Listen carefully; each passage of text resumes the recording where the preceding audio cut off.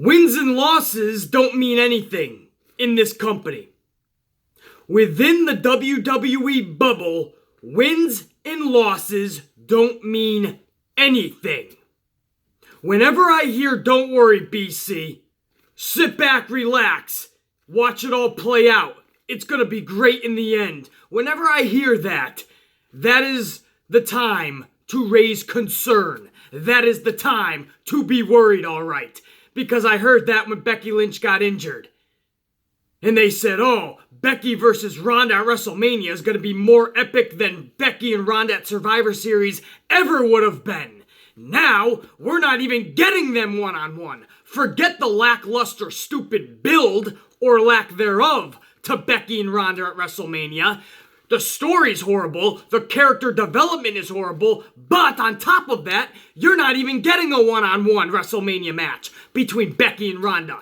So yeah, I guess BC was right all along, but then I take it a step further, and I said when Asuka tapped out Becky Lynch at Royal Rumble, I said that was the worst move ever. If you're gonna have Asuka win, just have Becky Lynch pass out. And you guys said, don't worry, BC, let it play out. They had to have Becky Lynch tap because Asuka needed to look strong. As if making somebody pass out wasn't making them look strong enough. Okay. So they had to make her tap out, BC, because they have big plans. This is what I was told from idiots out there. From dumb fucks. They have something big for Asuka. They had to make Becky tap out. So, Asuka's big plans that everybody was talking about was sitting her on the shelf for a month after Royal Rumble because they had nothing for her. And then when she came back, the big plan was to have her lose in a couple of minutes to Mandy Rose. They had Asuka tap out Becky Lynch to lose to Mandy Rose. And this is all gonna culminate at WrestleMania when Asuka takes on Lacey Evans, a southern lady, with the scales of a tangerine. She'll probably face Mandy Rose at Fastlane, and then Asuka will be taking on Lacey Evans at WrestleMania. Which one of those matches are you looking forward to? Don't kid me, don't fool yourself, don't lie to me. You know damn well, zero, none of those matches are you looking forward to for Asuka. And she had to tap out Becky? Please. Becky Lynch passes out at the Rumble and then somehow wills her way to want to fight in the Royal Rumble after passing out earlier? That's the way you play that out. They have something big planned for Asuka. This is what I was told. They had nothing for Asuka. They sat her on the sidelines because they had nothing leading up to Elimination Chamber. They have nothing leading into Fastlane. That's why you're going to get a Mandy Rose feud, or lack thereof. And they have nothing for WrestleMania. That's why you're most likely going to get Lacey Evans, a southern lady. But anything but a pro wrestler. Nothing. You're getting nothing out of Asuka. That's the best way they're going to utilize Asuka. The first part of 2019, just like Shinsuke, they threw a strap on him and they put him in obscurity. They shut everybody up by giving them some titles, some gold around their waist. But where are they? What are they doing? When Shinsuke got his US strap, he wasn't seen ever again, was he? Once in a while, he'd pop up. Asuka gets her strap, shuts everybody up, shows that a good wrestler has a title, and then they're pushed to the side. Which is it? Asuka, with the likes right now that the women are in. Asuka is playing around with Mandy Rose and Lacey Evans. Why Io Shirai and Kairi Sane are down there in NXT twiddling their thumbs. Ember Moon couldn't get a match if her life depended on it. Naomi's playing around in a tag team with Carmella. And Lacey Evans and Mandy Rose are your challengers for Asuka's championship. If that doesn't make you sick to your stomach and nauseous as all hell, then I don't know what would. And I'm the one who's advocating for Mandy Rose right now. I'm the one who just in my Good, the Bad, and the Ugly of Elimination Chamber said this woman, Mandy Rose, is showing leaps and bounds improvement. And I gave her and Sonya Deville nothing but praise in that video, that review video for Elimination Chamber. Go back and watch. Starting that match, ending that match. You go back and watch where Mandy Rose started in this business, where she is now, leaps and bounds improvement. That is awesome to see. That doesn't mean she should be pitting Asuka on any platform, let alone national TV. That doesn't mean right now, with all the talented females on the roster, and off the roster that should be on the roster, that doesn't mean Mandy Rose should be on the pay-per-view. But that's the way they decided to go. That's where they want to roll with this whole thing. My biggest issue is that everybody thought they had something for Asuka when clearly, from the time we saw her tap out Becky Lynch, if you had a brain in your skull, you knew they had nothing. It's time that people stop. Stop giving WWE the benefit of the doubt. They no longer deserve it. When you think and you feel like something shouldn't be happening, something isn't right, it usually is with this company. Or should I say, is not right. Something is not the way it should be. If it feels that way, it's because it should feel that way, because WWE is going out of their way to sabotage every single son of a bitch on that roster. Every male, every female. Doesn't matter what you are getting sabotaged, whether it's consciously or subconsciously. But it's happening. Asuka's big moment at the Royal Rumble, and she looked like a joke, a clown, a sideshow in there last night. Mandy Rose has gotten leaps and bounds better, that's great. She ain't pinning Asuka on a simplistic roll-up. A roll-up! Just beat your champion. And you want me to believe that Becky Lynch is going to become champion on the grandest stage in the main event. She's deserving to do so when she tapped out to a woman that got rolled up by Mandy Rose. Again, sometimes I would love to dumb myself down like a lot of people out there. Beastly, it's entertainment. Just sit back and watch. Or don't watch if you don't like it. How about I watch what I love, but I want to see something that has logic and common sense to it. A believability factor that we all can participate in. How's that? I'm not going to apologize because I have more brain cells than most out there. No. I know what I'm watching and I know what should be happening. Not just because it's what I want to have happen, but it's believability, it's common sense, it's logic. I use those three things in anything I do and watch and see and hear in life. I'm not going to apologize because I'm smart. If you get pissed off and offended because you're not smart, that's on you. The fuck out of here, bro. I don't give a shit. The bad guy strikes again. Cry me a river. I'll get the fucking tear bucket and you put your tears in that son of a bitch. I'm the asshole. I don't give a shit if you're pissed at me. I'm the bad guy. If you're pissed at me, I'm doing my job right. I want you to cry. I want to pull those strings. The puppet master is now going to pull those strings, and you dance for me, motherfucker. Because that's the truth. I don't care. If you can't handle it, you're going to take it. Asuka losing on a simplistic roll-up, and we're supposed to forget everything that happened beforehand. Fuck that, fuck you if you want me to. Ain't happening. Not today, not tomorrow, not ever. The Amplified Man, the Amplified Man, the Amplified Man said, fuck that and fuck you. Got an issue? Got a problem? Too fucking bad.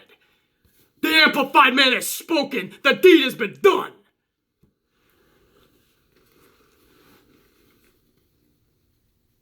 Sick of that shit. It's done. Every single time I see something even worse than 50-50 booking every single time. I see somebody being sabotaged because if you don't think this affects her character, if you don't think this makes Asuka look, forget weak, forget like a clown, forget a joke, forget like a sideshow. If you don't think this makes her look insignificant as a champion, you don't know what you're talking about. Don't even watch videos like this, because this is for smart wrestling fans to comprehend what is being told and put out to them. These channels aren't for you then. You could go watch LaJepsy or Luigi, whatever the fuck her name is, and she'll watch with you and she'll be like, wow, everything I'm watching is amazing. And you can go watch fucking Simon and he'll give you ups. He'll give you 72 ups on every Raw and 3 downs. There was a couple of downs, but everything else was amazing. I'm not gonna sugarcoat that shit and bullshit you. If it's redundant garbage, you're gonna hear about it. If it's 50-50 booking to a tragic level that is harming the characters and wrestlers now, you're gonna hear about it. Not fucking around, bro. It look like I got time for this shit? I got a movie that's 6 months easily behind schedule, and it looks like even more than that coming. I got a book that I'm trying to get off the ground. 2 different investments not necessarily going my way, so we gotta fluctuate some shit. 3 pretty big acting gigs coming up that I gotta prepare for, that as of right now, we're about halfway there, and I gotta talk about this nonsense? I love this shit, man. Pro wrestling, it's in the veins. They gotta start meeting me halfway. We gotta start building larger than life characters, or bro, this business, WWE anyway, I don't know how much longer it's got. The ratings keep dipping. The seats start being more and more unfilled at every live event and every televised event. More and more seats are unfilled. At what point is it just about done? At what point is that Fox money gonna run out? If it keeps up like this, that's their last huge television deal, I promise you. So they better use that money wisely. When this Saudi Arabia deal is done and all that money for their 10 shows they're supposed to put on over the next couple of years, when that money dries up, who's going to be left to give WWE money when they're not pulling in the audience? These are valid questions. You might not be thinking about it because you're watching segment for segment and having so much fun with the entertainment you're seeing. I'm not seeing any. I'm seeing no larger-than-life superstars. I'm seeing no stories that I care about. And the feuds are criminally horrible. So, I guess I went over the Asuka thing, huh? I don't know if I'll cover that again. But I'll go through the rest of the show real quick for you. Because, again, I just want to fucking down a couple of coffees right now and just beat the shit out of the day. If that means human beings in the process, I'm gonna beat the shit out of anything in my fucking way. I don't give a fuck. If it's a human being, a cement wall gets in my way, a fucking New York City bus heading down the Harlem. I'll body slam that son of a bitch at this point. I'm feeling it, baby. I'm fucking rocking today. Smackdown starts off with Shane McMahon in the ring. Miz comes down. Miz apologizes. Says, we deserve one more shot, man. I know you don't have automatic rematches. Let's do it one more time. Shane McMahon's like, no. Usos come down to the ring. Usos cut another Uso-esque promo. Amazing. Usos are on their game in the wrestling ring. Usos are on their game on the microphone. Usos are the best tag team in the world today. Bottom line. They're hitting their marks. They're coming down hard on the Miz. Shane McMahon takes exception to that. Shane McMahon says, no, we will have a rematch at Fastlane. I expect Miz and Shane McMahon to lose at Fastlane, and I expect Miz to turn on Shane McMahon.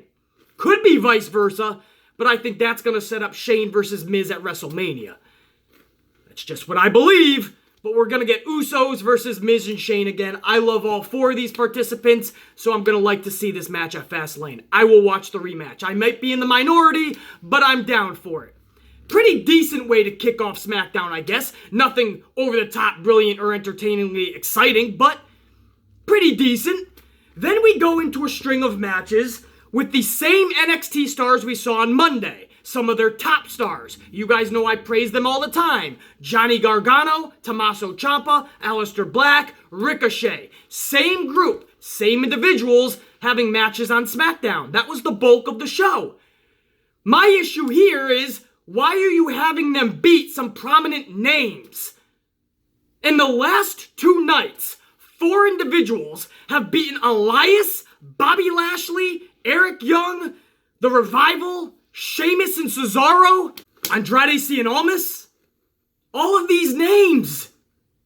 Andrade Cien Almas and Elias, I speak all the time how they should be big, huge stars right now in this company. But Vince won't give them the time of day.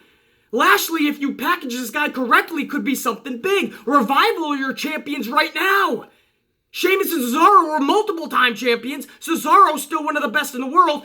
In 2 days, these 4 guys plowed through everybody. I'm not saying they're not capable of doing such. In fact, they should not be losing. And even more importantly, they can beat all of the individuals I just named. Trust me, not too many people more high on Gargano, Ciampa, Ricochet, and Black than I am. I'm really high on these guys. I know each one of them can be stars in this company. That doesn't mean you have them go about it this way in 2 days, defeating everybody that's been giving you their blood, sweat, and tears on the main roster for the last several years. And in 2 nights, you erase it all.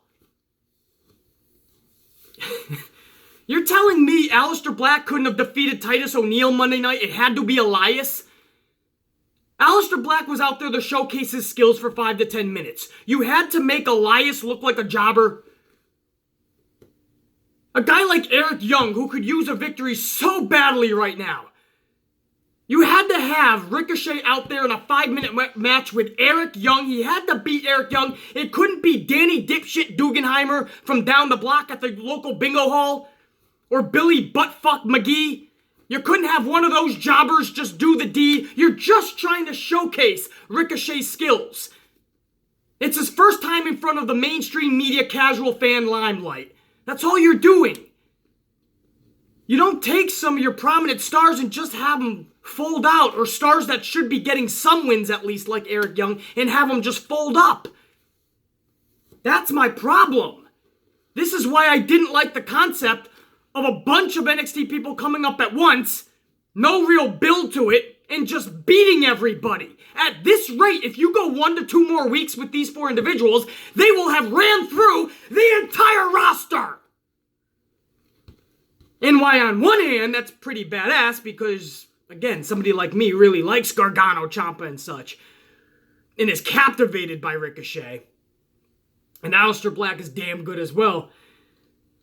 On the other hand, you can't just treat the guys that were on that main roster for years and just throw them easy losses. Like, these are easy losses, guys. These are not even like NXT caliber matches, but on the main roster. You know what I mean? If you were giving me Aleister Black versus Andrade Cien Almas in an NXT style match, you're giving them a half an hour over there on SmackDown, which, by the way, it should be on a pay-per-view, not just on a random SmackDown, not on Aleister Black's main roster debut week. And he's just beating Andrade Cien Almas. It should be on a pay-per-view with a build, with a good storyline. But no, WWE fucks it up and they just give it for free on national television. But on top of that, this was like 1/10 of what they can actually do in that ring. So why do it at all? You're giving away all these matches that could be money. The Revival versus Gargano and Ciampa could have been money on the main roster the way it was money down in NXT in the future. But now we're going to have this tainting it, man. If they ever want to try to make money on it in the future, we're all going to or people with a brain in between their skull, they're going to know, they're going to remember anyway, the easy victory from that Monday Night Raw back on February 18th. They're going to remember that. Man, it's a mixed emotion type Monday Night Raw and SmackDown for these 4. it's great to see him on the main roster, but it's tragic to see guys like Andrade Cien Almas, Elias, champions now like the Revival, just going down so quickly. This is what I mean about the company not doing it the right way. They went about this the whole thing entirely wrong. This isn't just yours truly Monday morning quarterbacking. I'm looking at this thing clearly from the beginning to right now. And I'll have the same feelings on this a year from now, 10 years from now, and 100 years from now. This was not the way to go about this. They're really throwing all of their eggs into this one basket, man. These 4 individuals, that's great. I don't know what it's doing for the live crowd. This New Orleans crowd looked a little bit more enthused than Lafayette, but only a little bit more enthused. It's going to take more than just beating the main roster guys. You're going to have to build their character to these people. Good luck doing that, WWE. You're great at 50-50 booking. You're great at making people lay flat on their back and taking L's. You're great at not booking characters, but best of luck having to try to flip that around. Best of luck having people look great in victory. Best of luck making people look great by building their character and giving intriguing storylines that we give a shit about. Best of luck doing that, because we know you suck at that. That's what the night was, guys. The whole night was just... Aleister Black defeated Andrade Cien Almas. Again, this was a rematch from their NXT TakeOver match, where Aleister Black, I believe, actually took the title from Andrade Cien Almas in that match. But this was 1/10 of that, so I don't understand why Almas, who needs a victory right now more than anything, just gets handed an L in such simplistic fashion. Ricochet defeated Eric Young. You could say, oh, Eric Young is basically a jobber anyway, BC. No, he shouldn't be, though. Sanity deserved a chance. Sanity never got a chance. And it doesn't look like they're going to. Because here's newbie Ricochet, and in 5 minutes, boom, you're out, Jack. Who's going to honestly take Eric Young seriously, dude? Nobody. If you don't see a problem in that, man, then do you. I don't know why you're watching this channel. Because we obviously don't think the same. That is a problem. Gargano and Ciampa defeated Sheamus and Cesaro. Again, I can totally believe that. And most likely what should be happening in the future. But in the future, why right now in 24 hours they beat the Revival, they beat Sheamus and Cesaro, and what does it really do? This is really just to showcase them to the casuals and the mainstream media fans. And I assure you, it does jack shit, because they're so used to 50-50 booking that they accept that shit. They look at Vince with 50-50 booking and they say, please sir, can I have some more? So they don't care if they won a match or not. So to the actual smarks, the smart fans, the diehards, we're just watching these guys who should be getting pushes from the beginning of time for some of them, just dropping simplistic L's. And when it comes time that you might, maybe in the future someday, have an epiphany and give them a push, people like me that are not going to forget this shit are going to have that right in the back of our mind. I'm supposed to realistically believe this guy just beat him finally when in 4 minutes he lost 6 months ago. Or, I remember that shit. I'm not just going to sit back, watch, and enjoy, BC. No, you do that. You be the dumb dipshit, not me.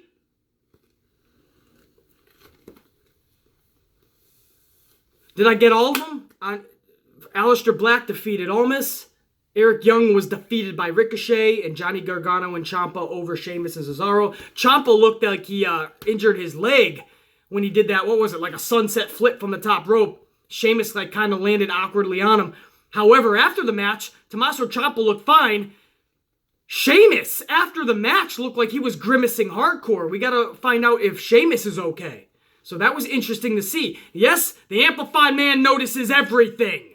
That's why you're watching me. I got all the details. I drop facts and truth. Not just rumors and opinions on this show. No. So we gotta find out. First of all, yeah, we do have to make sure Tommaso is good as well, because he did look like he legitimately got banged up. But Sheamus was really grimacing. This was after the match. And to my knowledge, that leg injury wasn't a big part of the storyline of the match. Again, something to look forward to. Not look forward to, I guess. Something to look into, I guess I should say, going forward.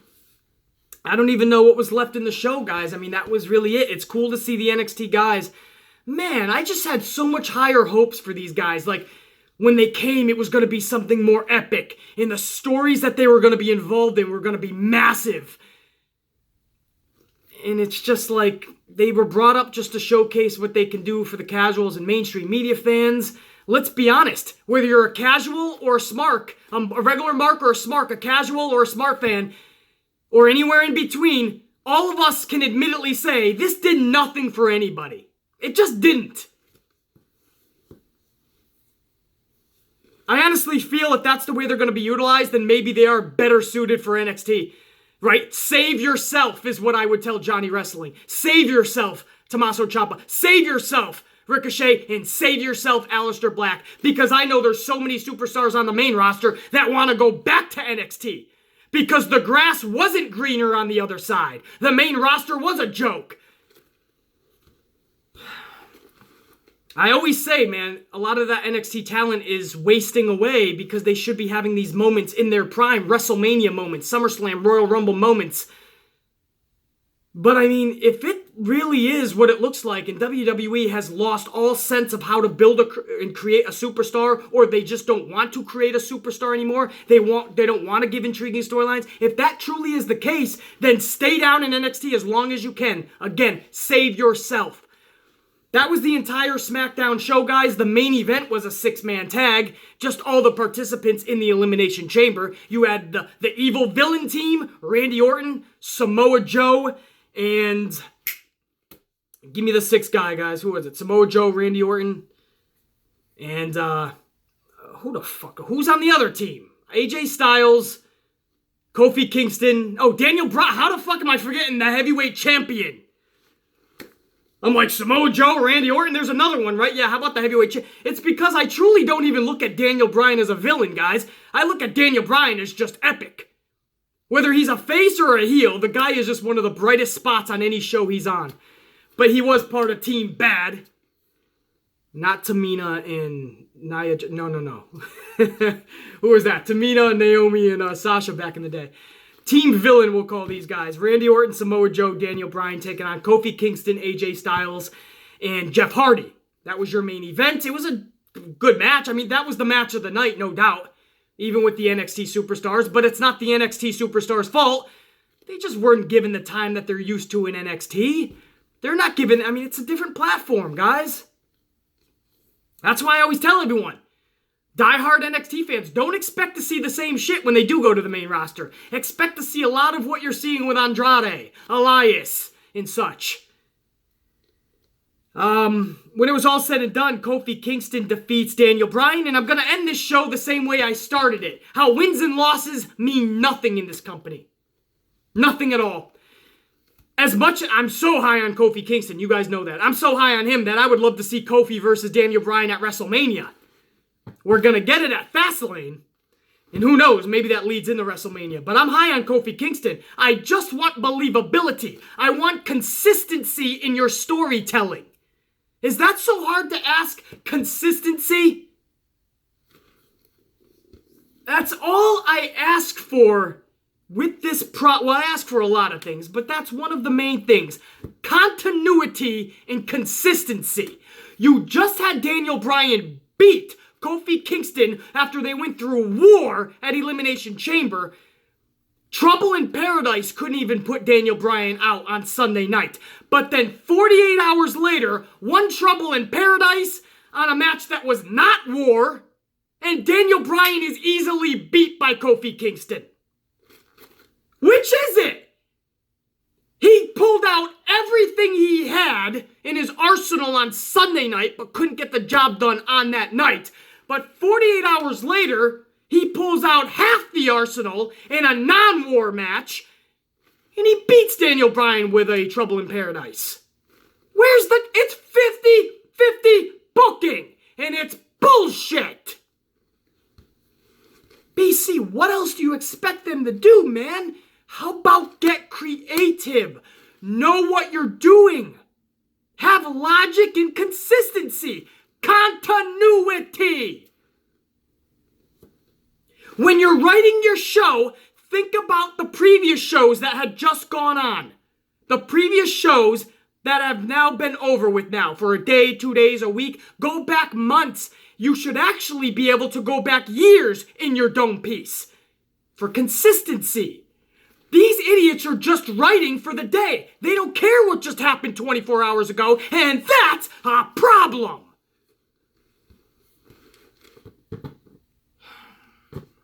So yes, great, Kofi got a victory over Daniel Bryan in a 6-man nonsensical tag match, so it doesn't really do anything for me.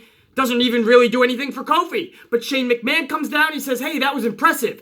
The person that'll take on Daniel Bryan in Elimination Chamber, we get a Kofi chant, which is really good to hear. A chant that's deserving for Kofi, 11 plus years. The guy couldn't get a heavyweight championship. I'm down. I'm on the Kofi train right now, but we gotta see, man. I'm on the Kofi bandwagon. We gotta see what this leads to. Shane McMahon listens to the chants and he says, your opponent will be Kofi Kingston, Daniel Bryan at Fastlane. So that's the Fastlane main event, or one of. Kofi Kingston, Daniel Bryan for the championship. I'm down. I would have loved to have seen it at WrestleMania.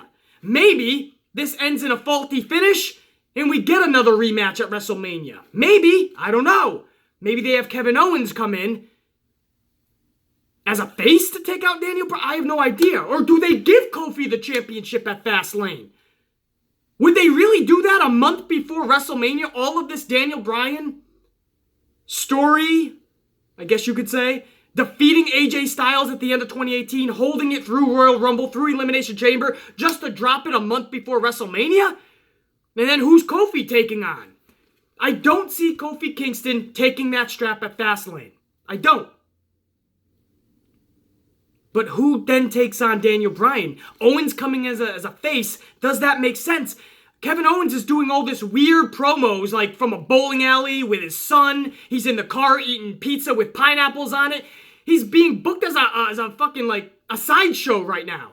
You gotta believe he's gonna come in like a dastardly heel. And all this is just, like, to sway everybody. Or is he literally gonna come in like a Doink the Clown? Talking about pineapple on his pizza, fooling around with his kid, bowling, can't even get the ball down the lane, it's in the gutter. He's being booked like a sideshow. These are his promos. That's supposed to get us excited for Kevin Owens? So that's another thing that befuddles me. But yes, it was great to see Kofi in victory, but somebody like me is thinking about, you can call it overanalyzing all you want, I'm just analyzing what I'm watching, that's all. It's good to analyze shit. I ain't overanalyzing anything. Kofi just lost to Daniel Bryan. He tried to get a Trouble in Paradise. Nothing worked. And then here in this nonsensical 6-man tag, a Trouble in Paradise takes out your champion? Just like a roll-up takes out your champion earlier in the night, Asuka defeated by Mandy? In what world is this acceptable? Oh yeah, the WWE world, the WWE bubble, and all the fanboys that mark out for that shit and say, please sir, feed me more! Feed me more! Probably the same people that cheered right back. Amplified, man, we're gonna double fist some coffees, we're gonna whoop that fucking ass, we're gonna be the bad guy, we're gonna make people cry today. Who knows? Maybe the tier bucket will need a little companion. Maybe we'll fill up a couple buckets today. Like I give a shit. Amplified, man, holla at your boy. Peace, cuz he's out. The Amplified, man. Saying check you.